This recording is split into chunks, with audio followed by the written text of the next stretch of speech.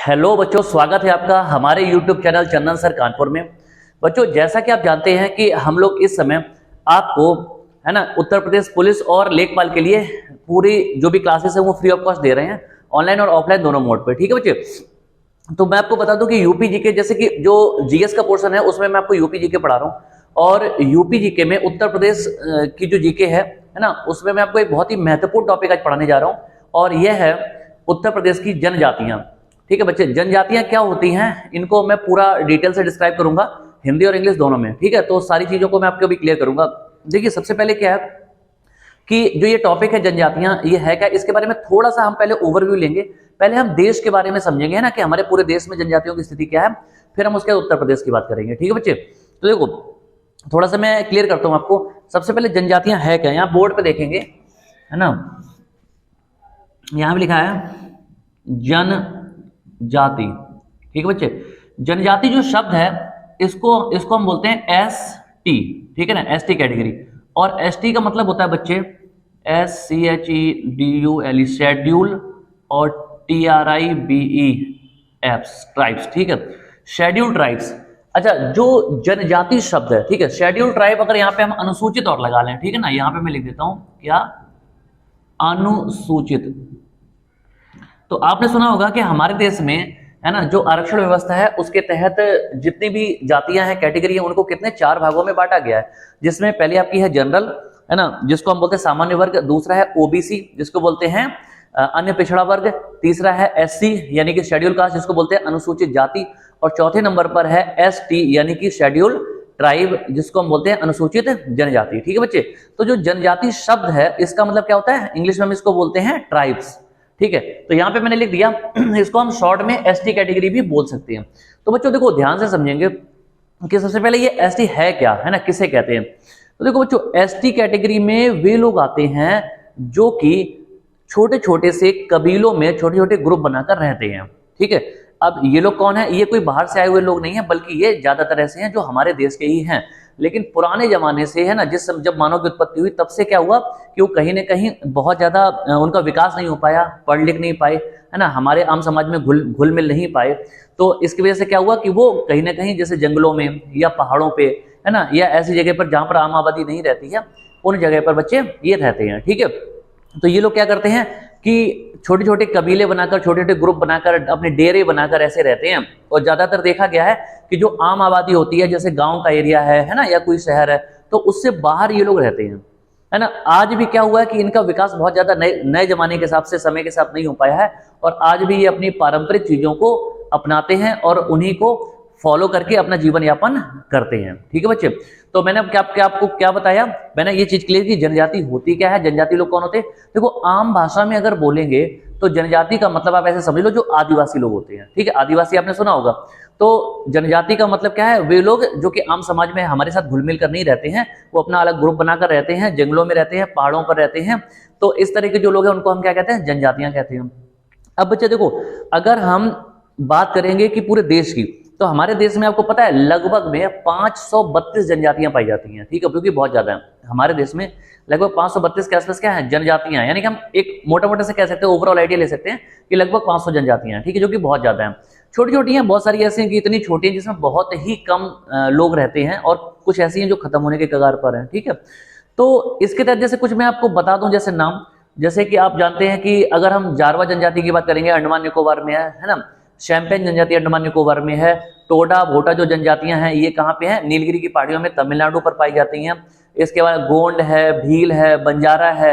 इस तरह की हमारे देश में बहुत सारी जनजातियां हैं जो कि देश के अलग अलग राज्यों में पाई जाती हैं। बच्चे, इतनी बात समझ में आई। ठीक है, आगे देखो, इसके बाद क्या है बच्चे कि ऐसे तो बहुत सारी जनजातियां हैं। अब क्या है कि ये अगर इन जनजातियों की हम बात करेंगे, ठीक है ना, तो क्वेश्चन ये आता है कि एक तो देखो, जब आप ओवरऑल पूरी जीएस पढ़ेंगे तो उसमें पूछा जाएगा कि पूरे देश में जनजातियों की स्थिति क्या है। और अगर हम यहाँ पे यूपी जीके की बात करेंगे तो यूपी जीके में स्पेशली यूपी के क्वेश्चन पूछे जाते हैं कि यूपी में जनजातियों की स्थिति क्या है, कौन कौन सी जनजातियां हैं, कहां पर रहती हैं, किसकी क्या खासियत है। जैसे कि एग्जाम्पल है, आपने सुना होगा, जैसे मैंने बोला थारू, बुक्सा, भोटिया, है ना, राजी, इस तरह की जो जनजातियां हैं, तो ये सब जनजातियों के बारे में पूछ लेते कि कहाँ पर पाई जाती है, कहाँ नहीं पाई जाती है ना, और इसके अलावा किसका क्या कल्चर होता है, कैसे रहते हैं, क्या करते हैं, ये सारी चीजें। ठीक है, तो मैं एक एक करके सारी चीजें डिस्कस करूंगा। पहले बच्चे देखो, अगर हम देश की, अपने पूरे देश की बात करेंगे, तो यहाँ पर अगर हम जनजातियों की बात करेंगे, है ना, तो वहां पे सबसे ज्यादा जनजातियां किस राज्य में है, तो अगर टोटल जनसंख्या के हिसाब से बात करेंगे तो सबसे ज्यादा जनजातियां बच्चे कहाँ पे हैं, वो है मध्य प्रदेश में। ठीक है, इतनी बात समझ आई, कहाँ पे है, मध्य प्रदेश यानी कि एमपी में है। और सबसे ज्यादा जनजातियां परसेंटेज वाइज, प्रतिशतता के आधार पर कहां पे हैं, तो वो लक्षद्वीप और मिजोरम में है। ठीक है, जो कि लगभग 94% से ज्यादा, 94% से ज्यादा वहां पे लोग कैसे हैं, जनजाति हैं, ट्राइब्स रहते हैं वहां पे। बात समझे, ट्राइबल जो पॉपुलेशन है वो वहां पे है। इतनी बात समझ में आ रही है? ठीक है। अच्छा, अगर ऐसा क्वेश्चन आ जाए कि ऐसे कौन से राज्य जहां पर जनजातियां पाई ही नहीं जाती हैं, बिल्कुल भी नहीं जनजातियां पाई जाती हैं, ठीक है, तो उसमें बच्चे देखो, मैं आपको याद कराता हूं कि देखो, सबसे पहले पंजाब है ना, और पंजाब से लगा हुआ क्या, हरियाणा, उसी से अलग हुआ है, तो पंजाब हरियाणा दो हो गए, और दोनों की राजधानी क्या है, चंडीगढ़। तो पंजाब, हरियाणा, चंडीगढ़, ठीक है ना, ये 3 राज्य ये हो गए। और इसके अलावा आपको पता है दिल्ली और पुडुचेरी दोनों ही यूनियन टेरिटरीज हैं। ठीक है, दिल्ली और पुडुचेरी। तो हरियाणा, पंजाब, चंडीगढ़, दिल्ली और पुडुचेरी, ये 5 राज्य ऐसे हैं बच्चे जहां पर कोई भी जनजाति नहीं पाई जाती है। और सबसे ज्यादा जनजाति कहां पे पाई जाती हैं, तो जनसंख्या के हिसाब से मध्य प्रदेश में, और परसेंटेज के हिसाब से बच्चे मिजोरम और लक्षद्वीप में सबसे ज्यादा जनजातियां पाई जाती हैं। इतनी बात समझ में आई, ये बात हो रही देश की। ठीक है, अब हम आ जाते हैं बच्चे कहां पे, आ जाते हैं यूपी में। ठीक है, तो यूपी की कुछ कंडीशन समझते हैं। सबसे पहले अगर हम यूपी की बात करेंगे तो देखो, इसकी शुरुआत कहां से करेंगे, बात क्या है कि ये बात है भाई सन 1967 की, 1967। इतनी बात समझ आई बच्चे, 1967 में पहली बार क्या हुआ कि उत्तर प्रदेश में कुछ जो समुदाय थे, कुछ ग्रुप थे, उनको जनजातियों की मान्यता दी गई। ठीक है, अच्छा, अब इसमें जो जनजातियां थी वो 1967 में 5 जनजातियों को मान्यता दी गई बच्चे। ठीक है, कितनी, 5। तो इसमें कौन सी थी, आपकी थी थारू, पहली थारू थी, दूसरी बच्चे कौन सी थी, वो थी बुक्सा। इतनी बात समझ में आई। फिर इसके बाद भोटिया जनजाति, भोटिया, ठीक है, भोटिया के बाद जौनसारी, ठीक है, जौनसारी हो गई। और इसके बाद बच्चे राजी जनजाति। इतनी बात ठीक है, समझ में आ रही है? तो मैंने क्या बताया, मेरे को ध्यान समझना, अगर कोई दिक्कत हो ना पूछ लेना देखो, ठीक है, और कमेंट करते रहा करो भाई, ठीक है, बीच बीच में कमेंट करो, अच्छा लगता है मुझे भी। ये मत सोचो मैं नहीं पढ़ रहा हूँ, ठीक है, कमेंट पढ़ता रहता हूँ, मैं नहीं पढ़ेंगे तो सचिन सर पढ़ लेंगे, है ना, कोई ना कोई तो पढ़ता रहता है। तो कमेंट करते रहो, है ना, और सेशन को लाइक कर दिया करो, और जैसी लाइव क्लास शुरू होती है ना, आप इसको जम के शेयर कर दिया करो ताकि सारे बच्चे देख पाएं। और देखो बच्चे, हम आपको फ्री ऑफ कॉस्ट पढ़ा रहे हैं, बड़ी मेहनत से पढ़ा रहे हैं, तो मैं चाहता हूं कि ये ज्यादा से ज्यादा जो नॉलेज है वो सारे बच्चों तक पहुंचे। तो आप अपने दोस्तों को, नहीं भी कुछ है ना, तो अपने सोशल मीडिया पे आप शेयर कर दिया करो, पोस्ट कर दिया करो, ठीक है। तो देखो, मैंने आपको क्या बताया, और मेरी पूरी कोशिश रहेगी कि जितने भी क्वेश्चन मैं आपको पढ़ा रहा हूं वो सारे के सारे आपको क्या करूं, याद और करा दूं, ठीक है। मैंने क्या बताया, देखो, सबसे पहले तो मैंने बेसिक डिटेल आपसे डिस्कस की। बेसिक डिटेल बच्चे क्या थी कि जनजाति होती क्या है, जनजाति वे होती हैं जो कि क्या करती हैं कि पहाड़ों पर या जंगलों में छोटे छोटे ग्रुप या कबीले बना के रहते हैं, हमारे आम समाज से, हम लोगों से अलग रहते हैं, हमारे साथ घुलते मिलते नहीं है, उनका कल्चर, बोली, भाषा हमसे अलग हो सकती है, रहन सहन, पहनावा, है ना, खाना पीना सब अलग हो सकता है। बात समझ आई?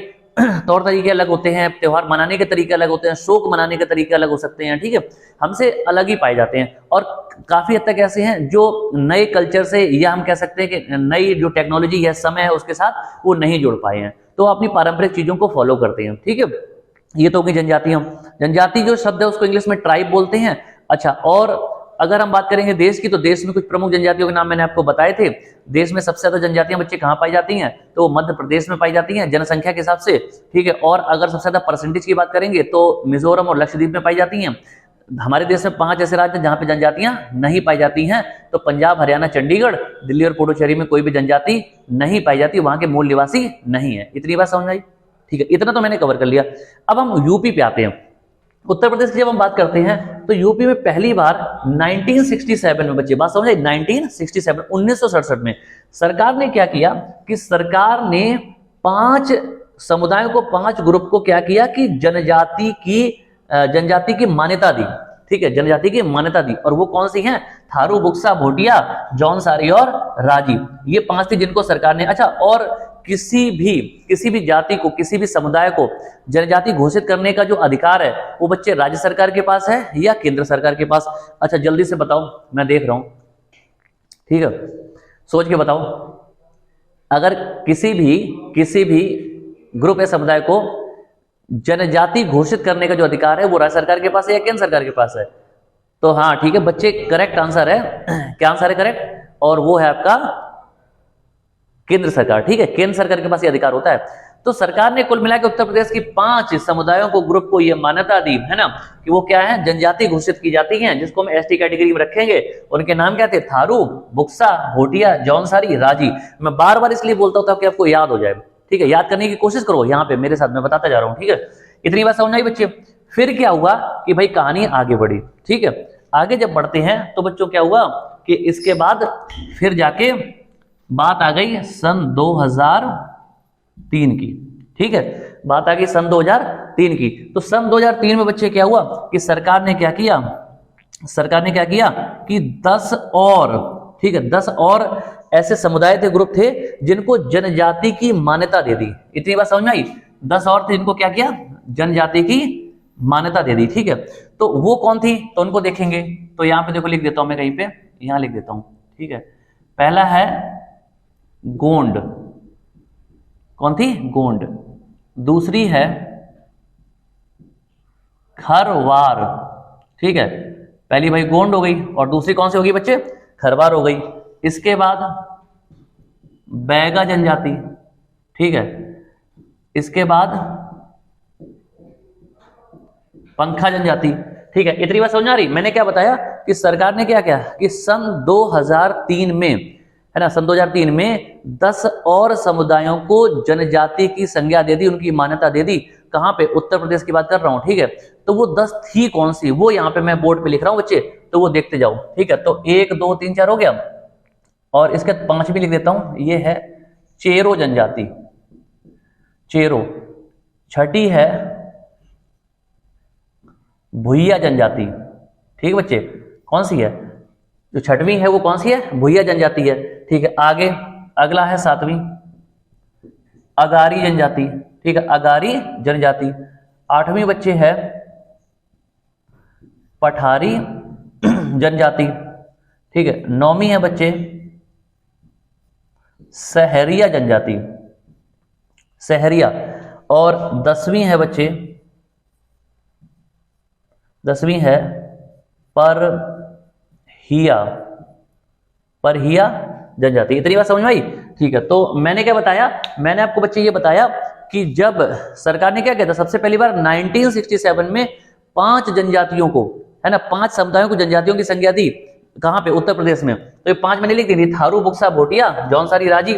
और इसका सरकार ने क्या किया कि 10 और समुदायों को जनजाति की संज्ञा दी। कहां पे? उत्तर प्रदेश में। और सन 2003 की बात है, 10 को संज्ञा दी, 10 को मान्यता दी, और वो 10 ही आपके सामने मैंने लिख दी। कौन कौन से बच्चे? गोंड, खरवार, बैगा, पंखा, चेरो, भुइया, अगारी, पठारी। ठीक है, अगारी, पठारी, सहरिया और परहिया। इतनी बात समझ में आई? अच्छा, ये जो जनजातियां आती हैं ये भारतीय संविधान के किस अनुच्छेद के तहत आती हैं? ठीक है, तो यहां पे मैं बच्चे लिख देता हूं कि सरकार ने, जो केंद्र सरकार ने इनको शामिल किया है ना, तो वो बच्चे संविधान का जो अनुच्छेद है, ठीक है, संविधान का जो अनुच्छेद है यानी कि आर्टिकल है बच्चे, तो वो कौन सा है? तो वो है आर्टिकल जो बच्चे आपका है वो है 342। ठीक है, यानी कि अनुच्छेद 342 के तहत, ठीक है, संविधान के, भारतीय संविधान के अनुच्छेद 342 के तहत सरकार ने क्या किया कि 10 और समुदायों को एसटी कैटेगरी में शामिल किया, यानी कि जनजातियों की मान्यता दे दी। इतनी बात। तो इस तरह से यूपी में कुल मिला के कितनी जनजातियां हो गई? वो हो गई बच्चे 15। ठीक है, इतनी बात समझ आई? 5 पहले से, 10 ये हो गई। अच्छा, कुछ आंकड़ों में उन्होंने दे रखा है कि पहले से सिर्फ थारू और बुक्सा थी, लेकिन ऐसा नहीं है, 3 और थी और 5 मैंने आपके सामने लिख दी है। ठीक है, इतनी बात समझ आई? अच्छा, अब क्वेश्चन बच्चे क्या है कि यहां पे मैं थोड़ा सा और एक लाइन कर लेता हूं। ठीक है, अब देखो बच्चे क्या है कि हमारे यहाँ यूपी में सबसे ज्यादा, यहां पे मैं लिख देता हूं, ठीक है, सबसे ज्यादा जो जनजातियां हैं, ठीक है, सबसे ज्यादा ये किस राज्य में पाई जाती हैं, सॉरी किस जिले में पाई जाती है? ठीक है, तो यूपी में जो जनजातियां हैं वो सबसे ज्यादा किस जिले में पाई जाती हैं? तो बच्चे उसका आंसर है सोनभद्र जिला, सोनभद्र। ठीक है, और सोनभद्र कहां पे है? तो आपको पता होगा सोनभद्र जो है यूपी का सबसे दक्षिणी जिला है और 4 राज्यों से घिरा है। किससे? बिहार से, झारखंड से, ठीक है, और मध्य प्रदेश के साथ छत्तीसगढ़ से। ठीक है, तो मध्य प्रदेश, छत्तीसगढ़, बिहार और झारखंड 4 जिलों से, 4 राज्यों से घिरा हुआ जिला है कौन? सोनभद्र। ठीक है, और सोनभद्र में क्या है? सबसे ज्यादा क्या पाई जाती है बच्चे? जनजाति पाई जाती है, यानी कि जनजाति लोग सबसे ज्यादा सोनभद्र में पाए जाते हैं। ठीक है, अच्छा, सबसे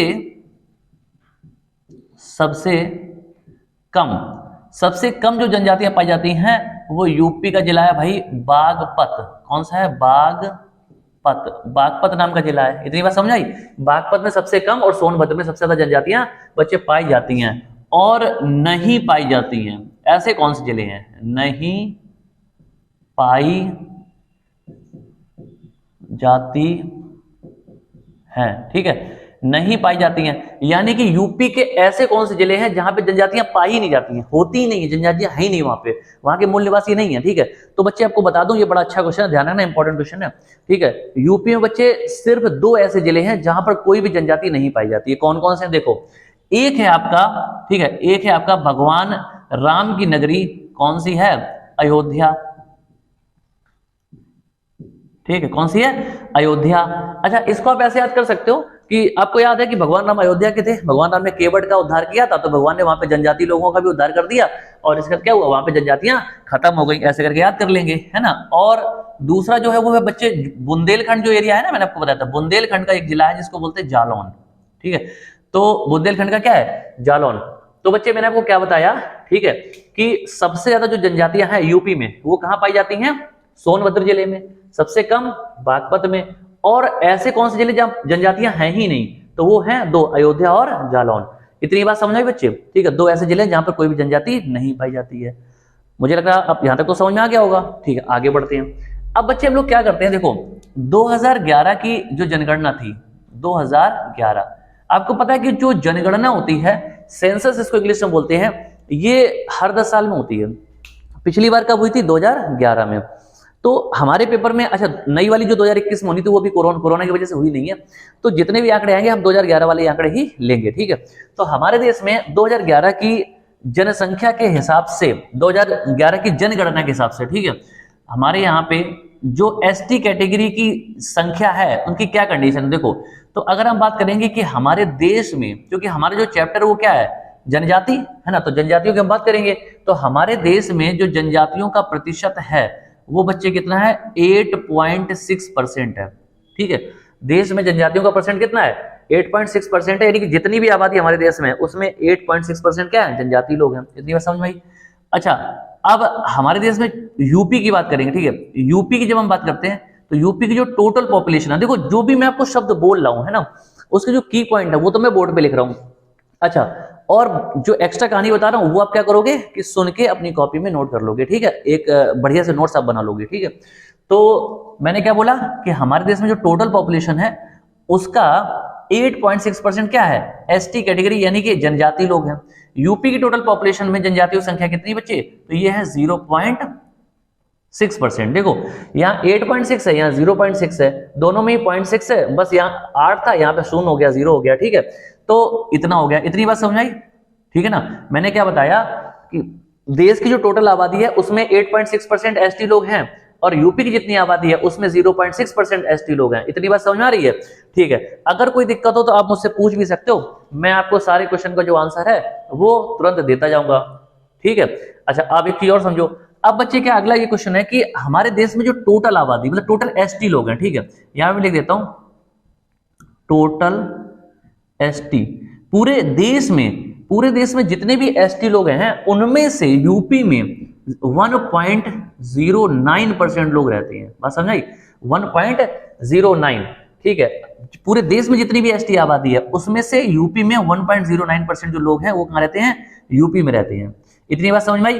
ठीक है, तो मैंने आपको यहाँ पे कई सारे क्वेश्चन बताए। क्या, फिर से सुनो मेरी बात ध्यान से, कि देश में जितनी आबादी है उसका 8.6% क्या है? एसटी है। यूपी में जितनी आबादी है उसका 0.6% क्या है? एसटी है। पूरे देश में जितने भी एसटी लोग रहते हैं, ठीक है, उनमें से 1.09% कहां पे है? यूपी में है। इतनी बात समझ आ रही है? ठीक है, अगला बच्चे है कि अगर हम बात करेंगे कि यूपी में, मतलब ये तो मैंने आपको परसेंटेज बता दिया, यूपी में पॉपुलेशन के हिसाब से, जनसंख्या के हिसाब से एसटी कैटेगरी के कितने लोग हैं बच्चे, तो वो है यहां पे लिख देता हूं 1134, ठीक है, 1134,273, ठीक है, 1134,273। इसका मतलब बच्चे क्या हुआ कि अगर हम यहाँ पे काउंट करेंगे तो जाएगा 11,34,273, ठीक है। ये बच्चे क्या है, ये यूपी की जो टोटल पॉपुलेशन है ना, उसमें ये क्या है, एसटी कैटेगरी की संख्या है, ठीक है। ये कौन है भाई, एसटी, यूपी की टोटल पॉपुलेशन में। और अगर हम इसको परसेंटेज में निकालेंगे बच्चे, तो ये आपका हो जाएगा 0.6%। इतनी बात समझ में आ रही है, ठीक है। तो इस तरह से भाई हम कैलकुलेट करेंगे। तो अगर कोई दिक्कत आ रही तो आप मुझे बता सकते हो, ठीक है ना। अगर क्लास अच्छी लग रही है तो आप इसको क्या करो, लाइक कर देना, और क्लास चलते चलते शेयर भी कर दो, ठीक है ना। ठीक है, आगे बढ़ते हैं। चलो, इतना हमने पढ़ लिया। तो मैंने आपको देखो पहले तो देश के बारे में बता दिया, यूपी का बता दिया कि भाई अनुसूचित जनजाति जो होती है उनको शेड्यूल ट्राइब बोलते हैं, आदिवासी लोग होते हैं, अलग रहते हैं आम समाज से। 1967 में सरकार ने 5 समुदायों को मान्यता दी, थारू, बुक्सा, भोटिया, जौनसारी, राजी। और उसके बाद 2003 में सरकार ने 10 और, ठीक है, 10 और जनजातियों, 10 और समुदायों को जनजातियों की संख्या दे दी, और वो सामने आपके लिख दी। कौन सी, गोंड, खरवार, बैगा, पंथा, चेरो, भुइया, अगारी, पठारी, सहरिया, परहिया, और ये 10 हो गए। और इनको किस आर्टिकल के तहत शामिल किया गया बच्चे, तो आर्टिकल कौन सा था, बोलो बोलो, आर्टिकल कौन सा था, आर्टिकल था 342। बात समझ में आई, ठीक है। अब मैंने आपको बताया कि हमारे यहाँ यूपी में सबसे ज्यादा जो जनजातीय आबादी है वो कहाँ पे है, सोनभद्र जिले में। सबसे कम कहाँ पे है, बागपत में। कहाँ पर नहीं पाई जाती है, ठीक है। तो यानी कि कोई भी जनजाति नहीं पाई जाती, वो 2 जिले हैं, एक अयोध्या, अयोध्या का पुराना नाम फैजाबाद जिला था, और नया वाला एक और जो दूसरा है वो क्या है, जालौन। 2 जिले ऐसे हैं जहां पे कोई भी जनजातीय आबादी नहीं है, ठीक है। 2011 की जनगणना के हिसाब से हमारे देश में जनजाति जो जनसंख्या है वो कितनी है, 8.6% है। यूपी में जनजाति जनसंख्या वो कितनी है, 0.6% है, जो कि आंकड़ों में 11,34,273 है।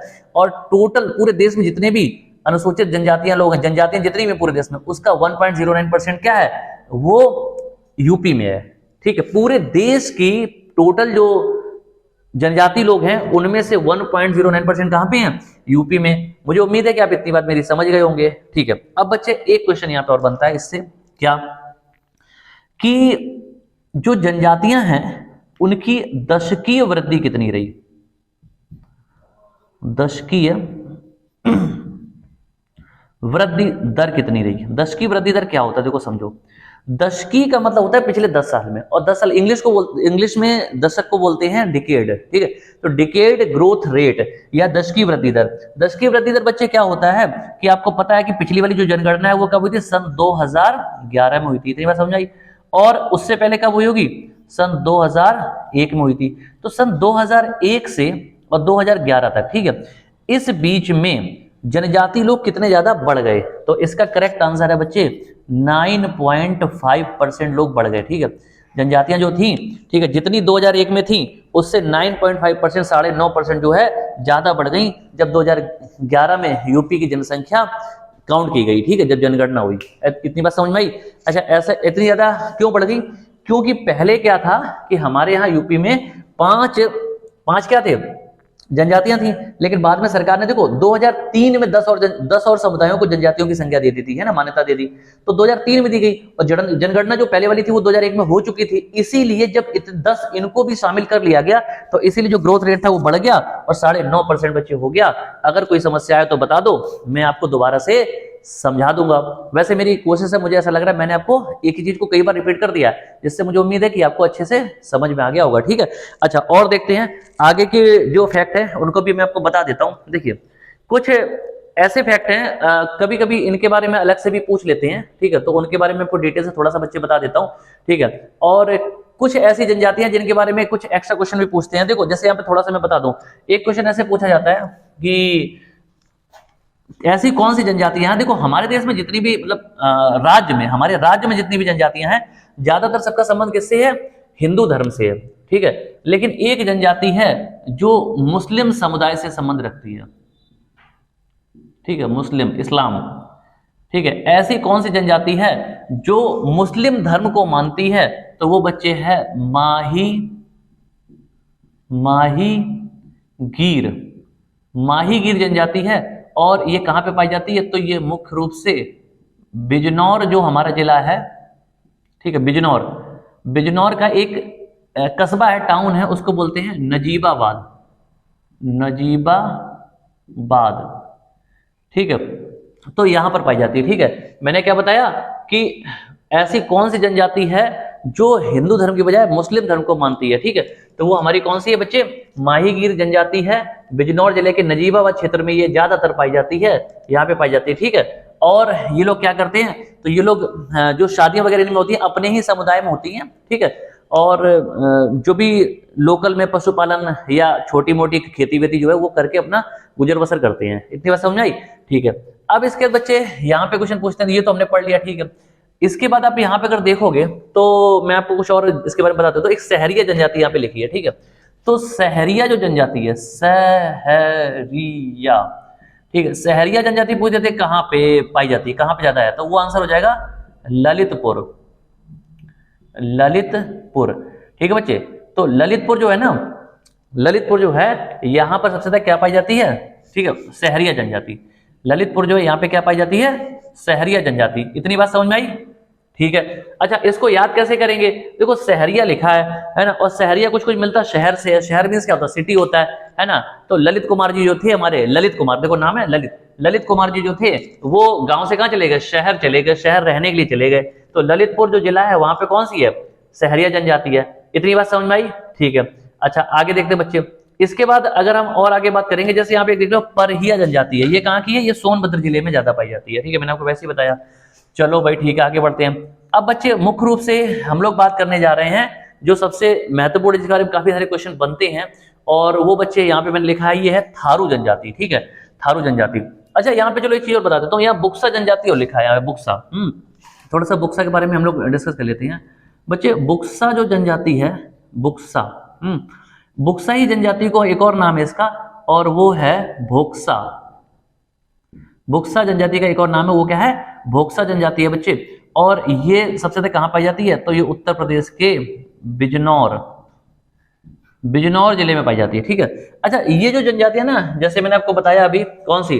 थारू है, बुक्सा है, या आपकी जैसे ये माहीगीर हो गई, ठीक है। ये जो जनजातियां हैं ये कहां पे हैं बच्चे? तो ये नेपाल, उत्तराखंड और यूपी के एरिया में पाई जाती हैं। देखो नेपाल जो है हिमालय की गोद में बसा हुआ है ना, और आप जानते हैं कि जो हिमालय का निचला हिस्सा है वहां उत्तराखंड भी है। तो ये जो पहाड़ी इलाके हैं, पहाड़ों पे जंगल भी होते हैं, तो ये लोग यहाँ पे रहते हैं। और इन्हीं से जो टच करता हुआ एरिया है, ठीक है, टच करता हुआ एरिया कहाँ? यूपी का है। तो वहां पर ये जनजातियां पाई जाती हैं। तो आप जानते हैं कि बिजनौर जो है ये उत्तराखंड को टच करता है, तो इसलिए यूपी में यहाँ पर इन क्षेत्रों में ये पाई जाती है, ठीक है बच्चे। आगे बढ़ते हैं। अच्छा, अब सबसे जो महत्वपूर्ण है, ठीक है, सबसे महत्वपूर्ण जो जनजाति है उसके बारे में डिस्कस करेंगे, और वो बच्चे कौन सी है? वो हमारी जनजाति है थारू जनजाति, थारू, ठीक है। थारू जनजाति के फैक्ट पढ़ेंगे। देखो थारू जो जनजाति है, तो इनके बच्चे क्या क्या फैक्ट हो सकते हैं? देखो ये कहाँ के रहने वाले होते हैं? तो कुछ आंकड़ों में ऐसा दिया है ना, कुछ आंकड़ों में ऐसा दिया है कि इनका नाम थारू इसलिए पड़ा क्योंकि ये लोग क्या करते हैं, ये भोजन का एक टाइप है, मेरा समझे, खाना जो होता है, खाना ना, उसका एक टाइप है ना। उसको भोजन क्या, मैं ऐसे मान लो शराब मान लो, ठीक है, शराब का एक टाइप है। तो ये लोग ज्यादा पीते हैं, पानी की तरह पीते हैं, जिसकी वजह से इस जनजाति का नाम थारू पड़ गया। लेकिन इससे भी ज्यादा जो पॉपुलर आंकड़े हैं उसमें ऐसा कहा गया कि ये लोग थार जो मरुस्थल का क्षेत्र है, ठीक है, आपको पता है कि जो थार का मरुस्थल है बच्चे वो कहाँ पे है? तो थार का जो मरुस्थल है वो हमारा है राजस्थान के एरिया में। अच्छा, पुराने जमाने में राजस्थान के एरिया में होता था, अब क्या हो गया कि जब पाकिस्तान का बंटवारा हो गया तो थार जो मरुस्थल है वो कुछ हिस्सा तो भारत में है, राजस्थान के क्षेत्र में, राजस्थान में पड़ता है, और कुछ आपका पाकिस्तान में पड़ता है, ठीक है। तो जो थार का मरुस्थल है वहां के रहने वाले हैं, और ये हैं कौन? जो राजस्थान में राजपूत वंश के लोग थे, ठीक है, उनसे संबंध रखते हैं, और इसलिए उस थार मरुस्थल की वजह से इनका नाम क्या पड़ गया? थारू पड़ गया। बात समझ में आई? थार के मरुस्थल की वजह से। अच्छा, दूसरी बात बच्चे क्या है कि ये लोग, जैसे अगर थारू जनजाति भारत में बात करेंगे सबसे ज्यादा कहाँ पे पाई जाती है, ठीक है, तो ये बच्चे आपकी पाई जाती है, मैं आपको बता देता हूं। देखो ये आपकी जैसे गोरखपुर का जो एरिया है, ठीक है, गोरखपुर, बात समझ आई, इस एरिया में ज्यादा पाई जाती है। जैसे लखीमपुर हो गया, ठीक है, यहाँ पे ज्यादा पाई जाती है। इतनी बात समझ आई। थारू जनजाति के जो लोग हैं, है ना, ये किस वंश से संबंध रखते हैं, यहाँ पे लिख दे रहा हूं। तो इनका जो वंश है वो है बच्चे किरात, ठीक है, जो वंश उसका नाम क्या है, किरात वंश से संबंध रखते हैं। और भारत में मुख्य रूप से मैंने अभी बताया ना कि गोरखपुर और लखीमपुर, तो हम कह सकते हैं कि गोरखपुर लखीमपुर जो मैंने लिखा है तो इसको आप आम भाषा में लिख सकते हैं तराई का क्षेत्र। ठीक है, तराई का क्षेत्र। ठीक है, तराई क्षेत्र किसे कहते हैं, भाबर और तराई का जो क्षेत्र है मैंने आपको पहले बताया, ये कौन सा क्षेत्र है, जो नेपाल बॉर्डर से लगा हुआ है, नेपाल बॉर्डर से लगा हुआ है। ठीक है, अच्छा, जो थारू जनजाति के लोग हैं ये कहाँ रहते हैं, तराई क्षेत्र में रहते हैं, गोरखपुर लखीमपुर के एरिया में रहते हैं। अच्छा, गोरखपुर में एक क्या हुआ है कि जनजातीय है ना, महाविद्यालय की स्थापना की गई है, महाविद्यालय। अच्छा, महाविद्यालय बच्चे क्या होता है, कॉलेज होता है। ठीक है ना, तो और ये कहां पर है, तो मैं बताऊं लखीमपुर खीरी में। ठीक है, लखीमपुर खीरी। देखो है क्या, उत्तर प्रदेश सरकार ने क्या किया था, उत्तर प्रदेश सरकार ने, है ना, उत्तर प्रदेश सरकार ने स्पेशली थारू जनजाति के लोगों के लिए, थारू जनजाति, ये देखो बड़ी बात है, क्योंकि होता क्या आमतौर पे जनजाति लोग पढ़े लिखे ज्यादा नहीं होते, मैंने आपको पहले बताया, उनके यहाँ पे शिक्षा का इतना ज्यादा प्रचार प्रसार नहीं है, इतनी ज्यादा जागरूकता नहीं है। सरकार ने बहुत अच्छी पहल की, सरकार ने कहा कि हम थारू जनजाति के लोगों के लिए क्या करेंगे, लखीमपुर खीरी में एक कॉलेज खोलेंगे, और उन्होंने खोल भी दिया। ठीक है, तो पेपर में अलग से क्वेश्चन पूछा जा सकता है कि भाई ये कहाँ पे खोला गया कॉलेज, तो ये कहाँ पे, लखीमपुर खीरी में। इतनी बात समझ में आई। ठीक है, आगे बढ़ते हैं। तो इतना हमने पढ़ लिया। अब बात ये किस धर्म को मानते हैं, तो थारू जनजाति के जो लोग हैं ये बच्चे हिंदू धर्म को मानते हैं। किसको मानते हैं, हिंदू धर्म को। इसको पता कैसे चला हिंदू धर्म के बारे में, मतलब कि हिंदू धर्म को ही मानते हैं, तो देखो यहाँ पे ऐसे पता चला कि जो यहाँ पे पुरुष है ना, ठीक है, पुरुष क्या करते हैं कि यहाँ पे धोती पहनते हैं। अच्छा, जिस तरह से हिंदू धर्म में धोती पहनी जाती है ना, देखा होगा, उसी तरह से यहाँ के लोग कई बार धोती पहनते हैं, और महिलाओं के जो भी कपड़े हैं वो भी कहीं ना कहीं मैच करते हैं जैसे हिंदू धर्म में पहनते हैं। और महिलाएं क्या करती हैं कि अपने शरीर पर, ठीक है, शरीर पर, ठीक है, टैटू जो होते हैं, टैटू वो बनवाती हैं। ठीक है, और ये किसकी बात कर रहे हैं, महिलाओं की बात कर रहे हैं। देखा होगा कि कुछ जनजाति महिलाएं, अगर आपने कभी कहीं पे चलते फिरते मेले में कहीं देखा होगा, तो हाथों पे इस तरह से टैटू बनवा लेते, ग्रीन ग्रीन से कलर के, है ना, बहुत सारे गुदवा लेते हैं ऐसे जो होते हैं। ठीक है, तो हिंदू धर्म के बारे में पता चलता है कि जो थारू जनजाति हिंदू धर्म को मानती है। ठीक है, और कैसे पता चला कि यहाँ पे जो पुरुष होते हैं वो धोती कुर्ता टाइप का पहनते हैं, इनका पहनावा जो होता है, महिलाएं भी ऐसे कपड़े पहनती हैं जो कहीं ना कहीं हिंदू धर्म से संबंधित लगते हैं, और शरीर पर ये लोग टैटू या हाथों पे टैटू बनवा लेते हैं। इतनी बात समझ में आई। ठीक है, अच्छा, पेपर में अलग से क्वेश्चन पूछते हैं, कौन सी जनजाति है जो दिवाली को शोक के त्योहार के रूप में बनाती है। ठीक है, दिवाली, दिवाली का जो त्योहार है, दिवाली शोक के रूप में मनाती है, शोक के रूप में। तो दिवाली को शोक के रूप में मनाती है कौन सी, तो यही है भाई, थारू जनजाति। ठीक है, थारू जो जनजाति है वो दिवाली के त्योहार को कैसे मनाती है, शोक के रूप में मनाती है, मतलब यानी कि दुख के त्योहार के रूप में मनाती है। इतनी बात समझ में आई। ठीक है, तो ये सारे हमने पढ़ लिए। अच्छा, इसके बाद बच्चे क्या होता है, एक अच्छा सा क्वेश्चन बताता हूं कि थारू जनजाति के जो लोग हैं, है ना, ये इनका प्रमुख पेय पदार्थ क्या है, पसंदीदा पेय पदार्थ क्या है, यहां पे मैंने लिख दिया पेय पदार्थ। ठीक है, तो थारू जनजाति के जो लोग हैं उनका प्रमुख पेय पदार्थ क्या होता है। देखो, पेय पदार्थ का मतलब पीने वाली चीज, है ना।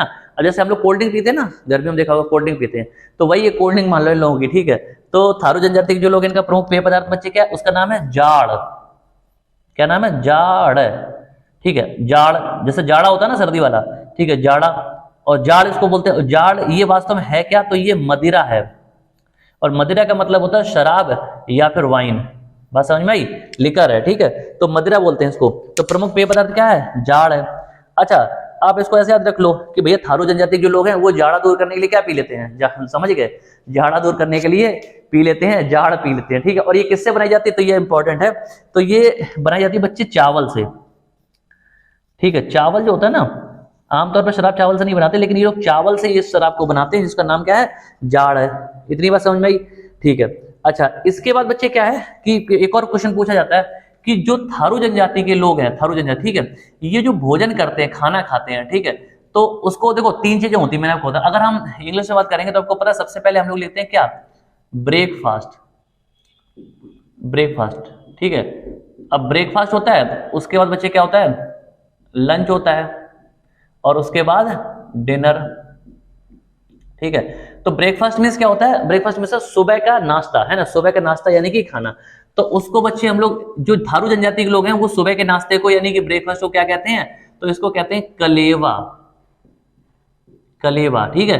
थारू जनजाति के जो लोग हैं, ठीक है, वो ब्रेकफास्ट को क्या कहते हैं, कलेवा कहते हैं, ठीक है।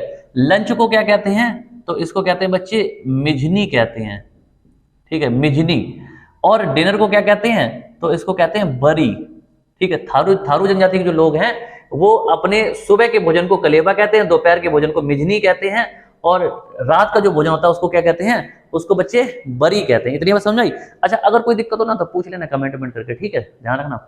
अच्छा, और टॉपिक कैसा लग रहा है, मैं आपको कैसे पढ़ा रहा हूँ, अगर कोई समस्या हो तो बताते जाना, ताकि अगले में हम उस कसर को पूरा कर लें, ठीक है बच्चे। चलो, तो इतना हमने पढ़ लिया। अब यहाँ पे हमने देख लिया कि भाई इतना इतना ये सारी चीजें हैं, ठीक है।